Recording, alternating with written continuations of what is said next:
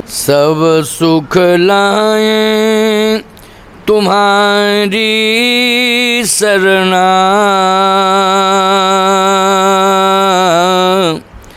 और तुम रक्षक काहू को डरना। व्यक्ति अज्ञानता के कारण कहता है भगवान हमारी सुन नहीं रहे हैं, केवल अज्ञानता के कारण कह रहा है कि भगवान हमारी सुन नहीं रहे हैं। भगवान तो सभी की सुन रहे हैं, भगवान तो कीट पतंग की भी सुन रहे हैं, ऐसी बात नहीं है कि नहीं सुन रहे हैं। उस कीट पतंग की भी भगवान सुन रहे हैं, मनुष्य की तो सुनेंगे ही सुनेंगे। से आमद कम और खर्चा ज़्यादा ये लक्षण मिटने के हैं, और ताकत कम और गुस्सा ज़्यादा ये लक्षण पिटने के हैं। इसलिए आमदनी से ज़्यादा खर्च नहीं होना चाहिए, इस पर पहले से ही विचार करना चाहिए। हैं, ताकत से ज़्यादा गुस्सा नहीं करनी चाहिए, नहीं तो अपमान हो जाएगा। जितने भी वेदों से लेकर के उपनिषदों तक आदि आदि ग्रंथ जितने भी हैं वो सब सनातन को सम्मानित कर रहे हैं, लेकिन सभी ग्रंथों ने और सनातन धर्म ने रामचरितमानस को जल के रूप में प्रसारित कर दिया है कि इसको आप पढ़िए तो वेदों से लेकर के उपनिषदों तक का सार समझ में आ जाएगा। इसलिए आपके जीवन में अगर थोड़ी बहुत अज्ञानता भी है तो रामचरितमानस आपका सहारा बन जाएगा और आपकी अज्ञानता को दूर कर देगा। वो शांतम शाश्वतम प्रमेयमनघम निर्वाण शांति प्रदम ब्रह्मा शंभु फणीन्द्र सेव्यमनिशं वेदांत वेद्यं विभुं रामाख्यं जगदीश्वरं सुरगुरुं मायामनुष्यं हरिं वन्देऽहं करुणाकरं रघुवरं भूपाल चूडामणिं नान्या स्पृहा रघुपते हृदये स्मदीये सत्यं वदामि च भवाङ्खिलान्तरात्मा भक्तिं प्रयक्ष रघुपुङ्गव निर्भरां मे कामादिदोषरहितं कुरु मानसं च अतुलितबलधामं हेमशैलाभदेहं दनुजवन् कृशानुं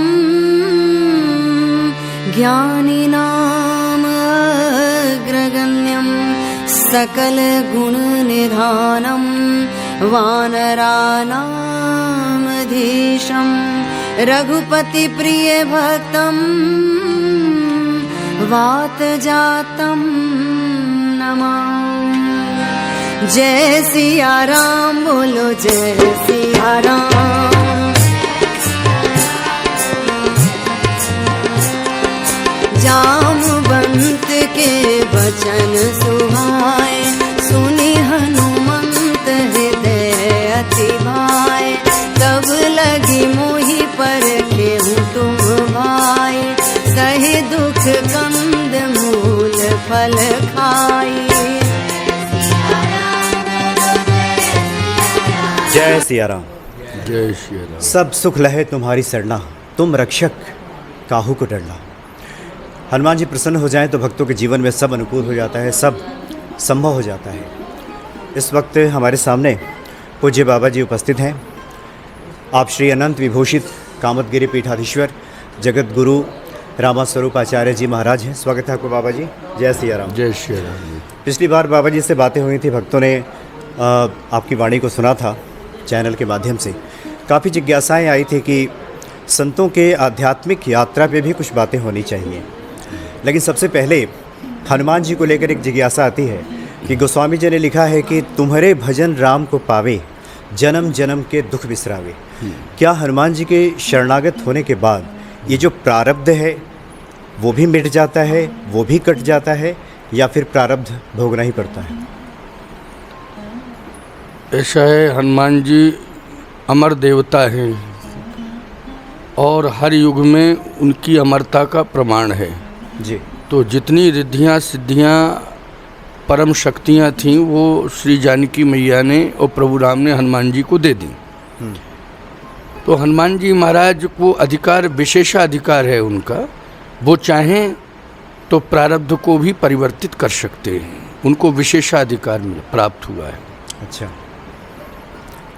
जो कर्मों पे जोर दिया जाता है और आमतौर पे संतों के मुख से सुना जाता है कि प्रारब्ध तो भोगना ही पड़ेगा, तो एक थोड़ी असमंजस की स्थिति भक्तों के मन में रहती है कि जब हम ईश्वर की शरणागत हैं और गोस्वामी जी ने लिख दिया है, तो क्या ये स्पष्ट है कि भोगना ही पड़ेगा या कोई उपाय है कि हम उस प्रारब्ध को मिटा सकें, काट सकें? प्रारब्ध के अनुसार परिस्थितियां आती हैं, लेकिन प्रारब्ध अगर प्रतिकूल है तो परिस्थितियां इतनी परेशान कर देती हैं कि व्यक्ति सह नहीं पाता है।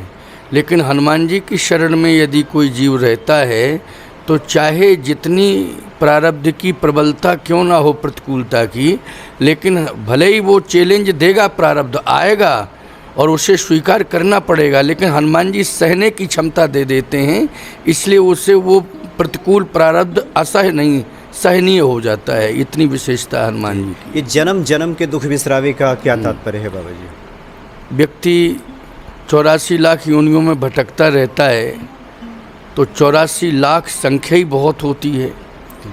तो हनुमान जी की शरण में यदि आप रहे हो और प्रारब्धानुसार कोई योनि बिगड़ गई है, तो हनुमान जी उस योनि में भी जाकर के आपका साथ दे सकते, उनकी कृपा दे सकती है और आपको वह योनि भोगने में किसी भी प्रकार की कोई कठिनाई नहीं होगी जन्म जन्मांतरों तक, क्योंकि 84 लाख योनियाँ एक बार नहीं उनको वो किया जा सकता है, उनके लिए समय चाहिए, नहीं लाखों की संख्या है, इसलिए कई जन्म लेना पड़ता है। 84 लाख योनियों में तो 84 लाख बार जन्म लेना पड़ता है।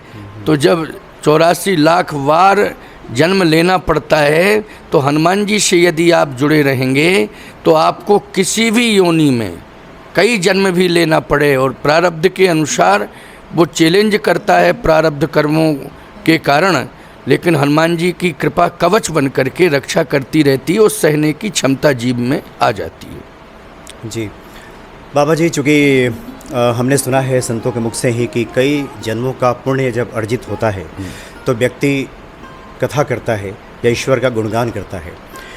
बहुत सारे भक्तों की जिज्ञासा है कि बाबा जी के मन में ये लगन कब से लग गई, कब से जग गई? बहुत छोटी उम्र से, जब मैं लगभग 7-8 वर्ष का ही था तो मेरे घर में रामचरितमानस का पाठ होता था।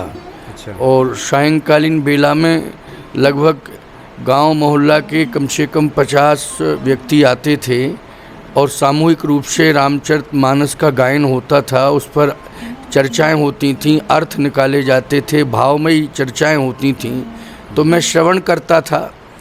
तो उस सत्संग का भी असर पड़ा और मेरी मातुश्री जो है सत्संग श्रवण किया करती थीं, जहाँ भी सत्संग होता था, तो उनका भी ऐसा मानना है कि मैंने भगवान शंकर की आराधना की है और शिव जी को प्रसन्न करने के लिए मैंने कई व्रत किए हैं। तो भगवान शंकर राम कथा के रचयिता हैं, इसलिए शिव जी की भक्ति करने से या शिव जी की कृपा प्राप्त करने से भगवान शंकर का जो प्रिय ग्रंथ रामचरितमानस है उसकी कृपा मेरे ऊपर भी हो गई। तो ये बाल्यावस्था से ही है और ये गर्भावस्था से ही कहा जाए इसको। अच्छा। गर्भावस्था से ही वो संस्कार पढ़ने लगे थे। जैसे श्रीमद् भागवत का प्रमाण है कि भक्त प्रहलाद के जीवन में जो भक्ति आई वो गर्भावस्था से ही आई, क्योंकि उनकी माँ कयाधु ने श्री नारद जी से सत्संग श्रवण किया था।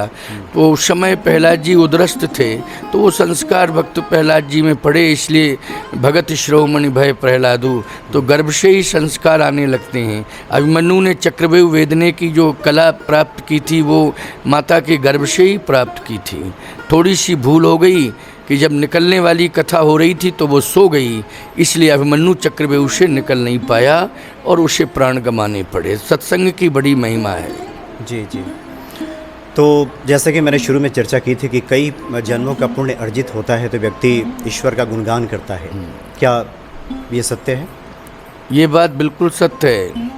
कई जन्मों के पुण्य तो सामने आते ही हैं, लेकिन वर्तमान भी कार्य करता है अपना। वर्तमान काल में यदि व्यक्ति सत्संग से जुड़ा है तो जैसे बर्तन गंदा है और उसे रोज़ साफ किया जाए तो कई वर्षों का गंदगी दूर हो जाती है।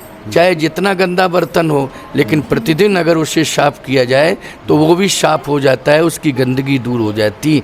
ऐसे मानव शरीर में जाने कितने जन्मों की गंदगी भरी पड़ी है, तो उसको दूर करने के लिए सत्संग ही एक उपाय है। नित्य सत्संग करना चाहिए, सत्संग से नित्य जुड़ना चाहिए। जी जी बाबा जी, वैसे तो आप कथाओं के माध्यम से काफ़ी कुछ कैसे ईश्वर के प्रति भक्ति जगे, कई वर्षों से आप लगातार गुणगान कर रहे हैं, जैसा कि हमने आपके बारे में जानकारी प्राप्त की।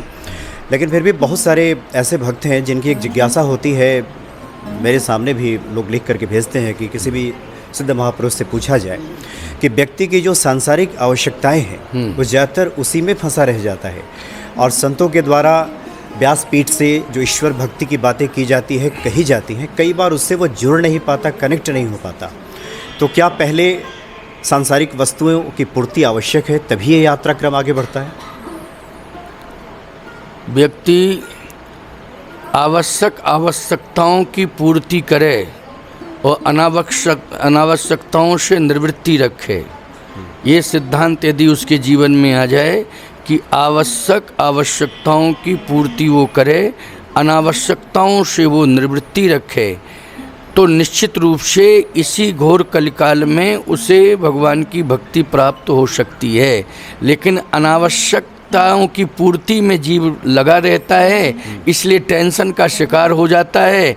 अंत में वह व्यक्ति जो है चिंता में ही अपने शरीर को समाप्त कर देता है। भगवान का चिंतन कोसों दूर उसके जीवन में रहता है। इसलिए आवश्यकताओं की पूर्ति करना चाहिए, तो निश्चित रूप से हमें भगवान की भक्ति करने का समय मिल ही जाएगा। वो अनावश्यकताओं की पूर्ति में हम लगे रहेंगे तो 365 दिन भी कम हैं, 365 दिन भी कम हैं। इसलिए हमें आवश्यकताओं की पूर्ति ही करनी चाहिए, अनावश्यकताओं से निवृत्ति रखनी चाहिए। आज आर्थिक फाउंडेशन खराब क्यों हो रहा है? इसलिए हो रहा है, बड़े बड़े उद्योगपतियों का भी फाउंडेशन आर्थिक खराब हो रहा है। वो आर्थिक व्यवस्था चरमराई हुई है, देखने में लगता है वैभव बहुत है, लेकिन वो वैभव उनको लगता है कि बस जाने ही वाला है रसातल में। इतना टेंशन है उनके जीवन में, क्यों? अनावश्यकताओं की पूर्ति में लगे रहे, इसलिए वो टेंशन बढ़ गया है। तो समय भी जा रहा है और धन भी जा रहा है, सम्मान भी जा रहा है, चिंता का विषय बन गया है। और पहले से आमद कम और खर्चा ज़्यादा, ये लक्षण मिटने के हैं, और ताकत कम और गुस्सा ज़्यादा, ये लक्षण पिटने के हैं। इसलिए आमदनी से ज़्यादा खर्च नहीं होना चाहिए, इस पर पहले से ही विचार करना चाहिए।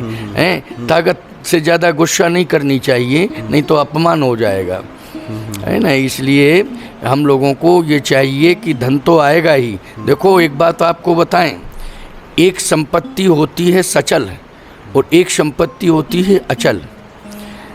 अचल संपत्ति वो है जो हमारे पास ज़मीन जायदाद आदि है, सचल वो है सोना चांदी, बैंक बैलेंस आदि आदि। लेकिन मैं ये मानता हूँ कि जो सचल है वो भी अचल हो जाएगी।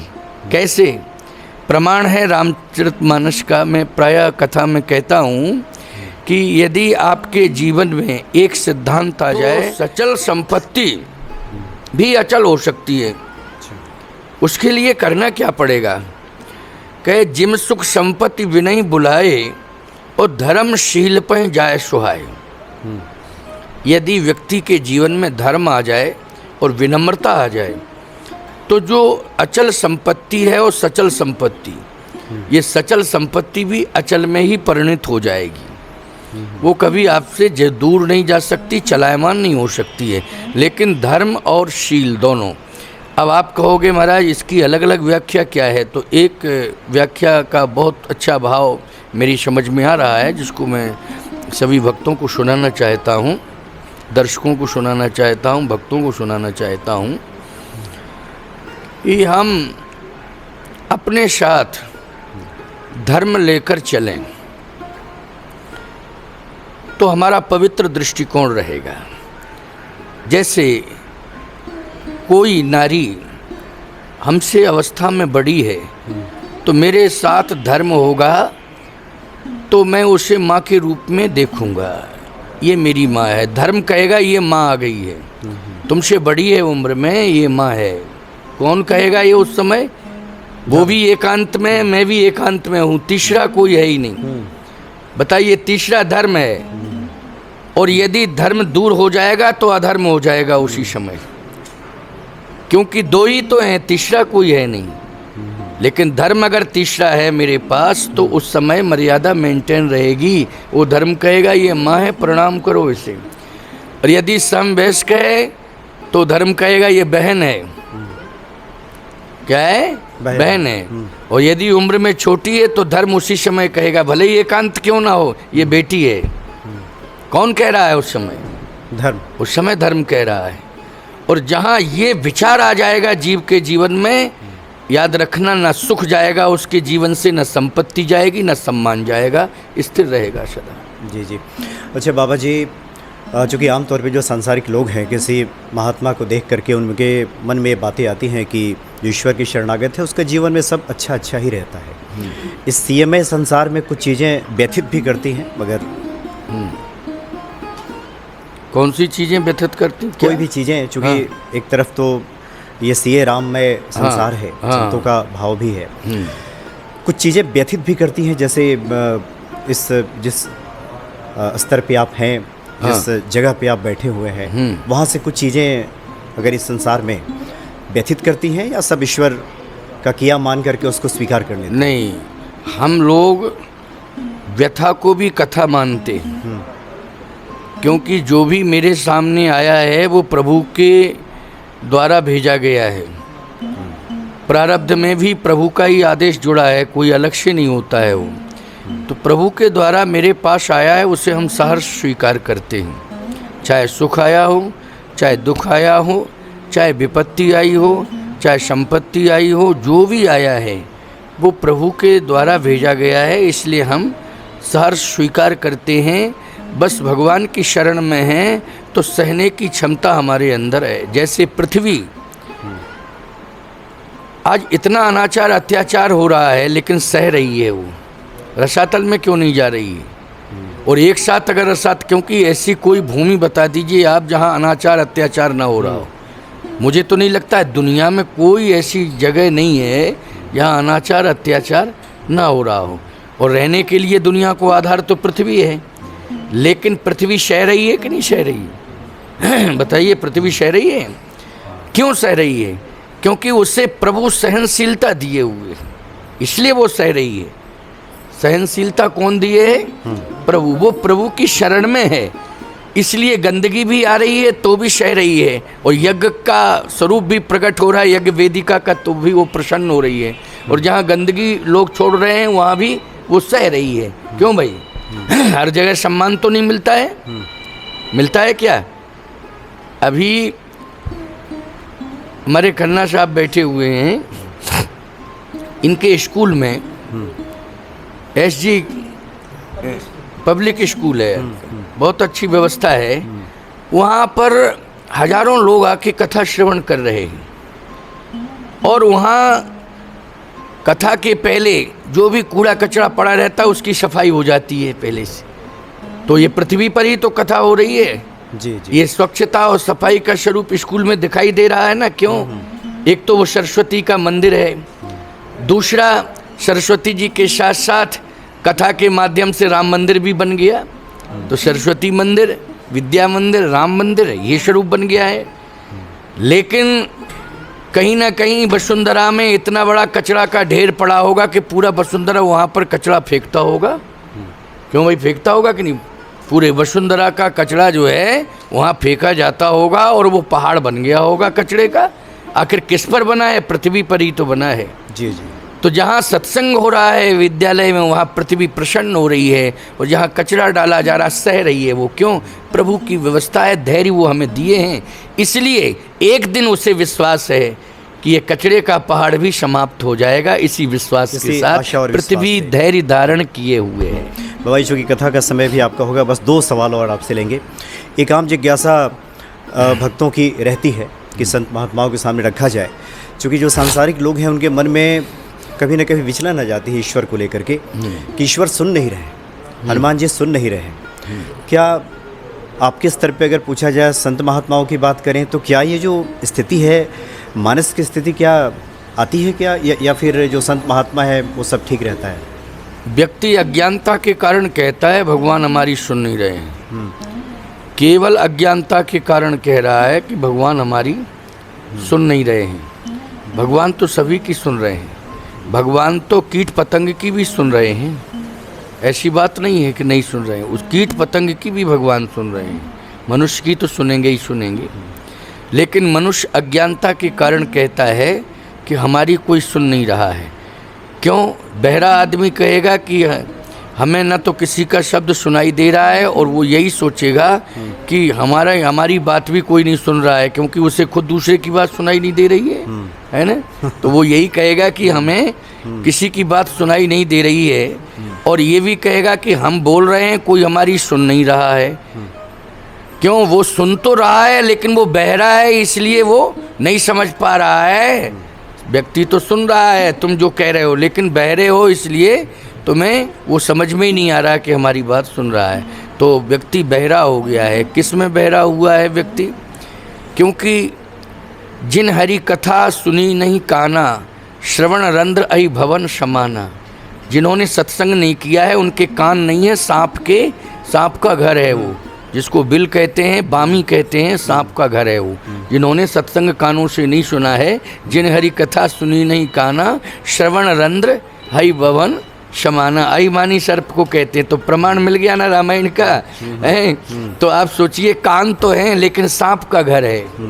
क्या है? सर्प का घर है। देखने में कान लग रहा है, लेकिन वस्तुतः है वो सर्प का घर। इसलिए भगवान तो सुन रहा है, लेकिन उन्होंने सत्संग नहीं सुना है, इसलिए वो भगवान को दोष दे रहे हैं कि हमारी भगवान सुन नहीं रहा है। जी जी जी। हम तो कहते हैं हमारी तो हर समय भगवान सुनता है। जब भी हम याद करते हैं तब सुनता है वो, और हम याद भी नहीं करते हैं तब भी वो मेरे पास रहता है। क्यों? ये सत्संग के संस्कार बोल रहे हैं मेरे। और जिन्होंने सत्संग नहीं किया है, सुसंग नहीं किया है, कुसंग में ही रहे हैं, वही लोग निराशावादी होकर के इस प्रकार का वातावरण विषाक्त करते रहते हैं। तो उनको सत्संग से जुड़ना चाहिए, तो उनकी हर समस्या का समाधान हो जाएगा। एक आखिरी जिज्ञासा बाबा जी, चूँकि हमारे धर्म में, सनातन धर्म में बहुत सारे ग्रंथ हैं, वेद हैं, उपनिषद हैं, रामचरितमानस है, गीता है। कई बार व्यक्ति अपने को सत्यापित करने के लिए, अपने को जस्टिफाई करने के लिए अलग अलग ग्रंथों का उद्धरण लेता है और उसको पेश करता है, सामने रखता है। कभी वो भवितव्य में फंस जाता है, कभी प्रारब्ध की बात करने लगता है, कभी कर्म की बात करने लगता है, कभी भाग्य सब कुछ है, कभी ईश्वर सब करते हैं, कभी उसके पुरुषार्थ से होगा। इसमें ज़्यादातर लोगों को देखा गया है कि इसमें झूलते हुए दिखाई देते हैं। तो जिज्ञासा आपसे ये है कि क्या जिस प्रकार से एक गुरु की बात की गई है, हमारा ग्रंथ भी एक होना चाहिए? ऐसा है, आपने कभी देखा होगा कि समुद्र बहुत गहरा है, लेकिन समुद्र में केवल जल ही नहीं है, अनेक रत्न भी हैं समुद्र में। अगर उन रत्नों को निकाल दिया जाए तो समुद्र की महिमा नहीं रहेगी। इसलिए सनातन में जितने ग्रंथ हैं वो सब रत्न के रूप में हैं। सनातन हमारा समुद्र की तरह महान और गहरा है, लेकिन उसमें जितने भी ग्रंथ हैं वो किसकी तरह हैं? रत्न की तरह। इसलिए सनातन मुकुटमणि है, क्योंकि मुकुट में अगर मणियों को नहीं लगाया जाएगा तो फिर वो मुकुट शोभा नहीं देता है। ऐसे ही ये जितने भी ग्रंथ हैं, अगर एक ही ग्रंथ हो तो फिर वो सुंदरता कहाँ रहेगी, ना वो गौरव रहेगा। इसलिए जैसे समुद्र में अनेक रत्न हैं, इसलिए समुद्र की महिमा है। मुकुट में अनेक मणियाँ लगी रहती हैं, अनेक रत्न लगे रहते हैं, इसलिए मुकुट सुंदर लगता है। वैसे ही अनेक ग्रंथों के कारण हमारा सनातन धर्म सुंदर लगता है, गौरवान्वित होता है। अब भ्रमित हो जाता है व्यक्ति, ये पढ़ूं कि ये पढ़ूं कि ये पढ़ूं। आपका ये प्रश्न है, और सभी जिज्ञासुओं के मन में भी यही बात आ रही है, ये पढ़ूं कि ये पढ़ूं, ये पढ़ूं।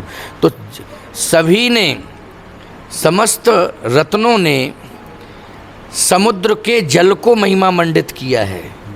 क्या कि समुद्र का जल आप ले लीजिए तो हमारा सम्मान हो गया। समुद्र का जल आपने अगर स्वीकार कर लिया, क्योंकि यज्ञ के पूजन में मणियाँ नहीं आती हैं, जल ही आता है। समुद्र के जल और जल का ही पूजन किया जाता है। और याद रखना, समुद्र की मणियाँ समाधान नहीं बनी हैं, समाधान जल बना हुआ है। जिस समय मानसून बनता है तो समुद्र से जल जाता है और बादलों को मिलता है और बादल फिर वर्षाते हैं, तभी तो समाधान होता है। तो मणियाँ समाधान नहीं करती हैं, समाधान कौन करता है? जल करता है। मणियाँ शोभा तो दे रही हैं और गौरव बढ़ा रही हैं कि इसमें रत्न भरे पड़े हैं, लेकिन समाधान एक जल है।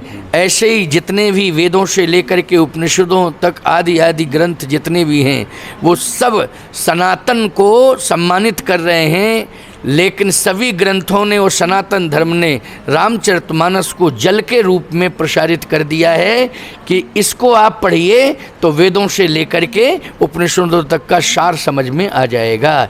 इसलिए आपके जीवन में अगर थोड़ी बहुत अज्ञानता भी है तो रामचरितमानस आपका सहारा बन जाएगा और आपकी अज्ञानता को दूर कर देगा वो।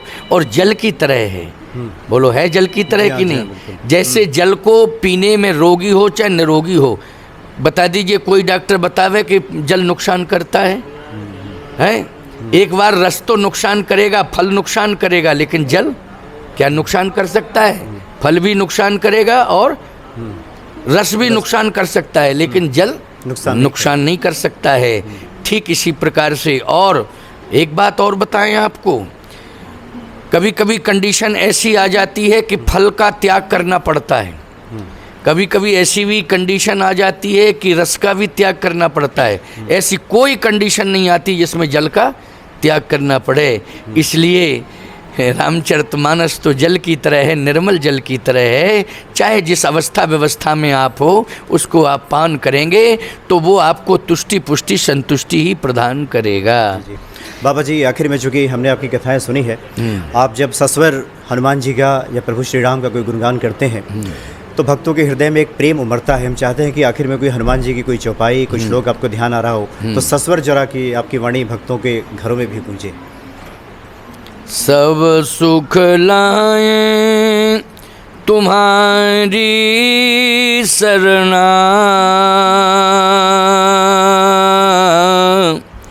और तुम रक्षक काहू को डरना। हनुमान समने बड़ भागी, और नहीं को राम चरण अनुरागी। गिरजा जासु प्रीत शिव काई, और बार बार प्रभु निज मुख गाई। बोलिए हनुमान जी महाराज की जय। बहुत बहुत धन्यवाद बाबा जी। और मुझे पूरा विश्वास है कि आपके इन बातों से, आपके इस पवित्र वाणी से निश्चित तौर पे भक्तों के हृदय में ये भक्ति, श्रद्धा, विश्वास और बढ़ेगा। बहुत बहुत धन्यवाद। जय सिया राम। जय श्री राम।